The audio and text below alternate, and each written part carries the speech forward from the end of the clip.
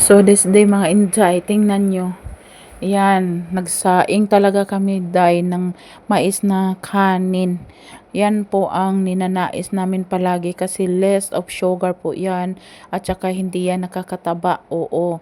At saka gahi siya busog day, oo. Ang haba ng oras na hindi ka gugutumin yan. At saka syempre may paksiw, o tingnan nyo, nakalapag na yan.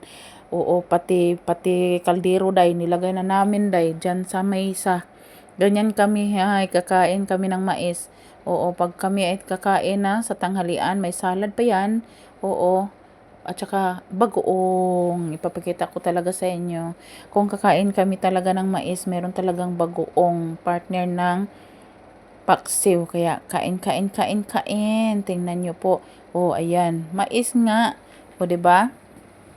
Kahit nandito kami sa Qatar, day, hanap-hanapin talaga namin ang pagkaing Pinoy. Lalong-lalo na sa mais na yan. O, 'di ba? May bagoong, may paksiw. Ano yan, complete na. Perfect combination baga. O, tapos ang sarap pa ng pantulak namin mga inday. Malamig na tubig. Minsan bibili kami ng soft drinks pero hindi palagi kasi nakakasama man din yun sa kalusugan namin. At saka ayan, kaya yan, salad na gulay.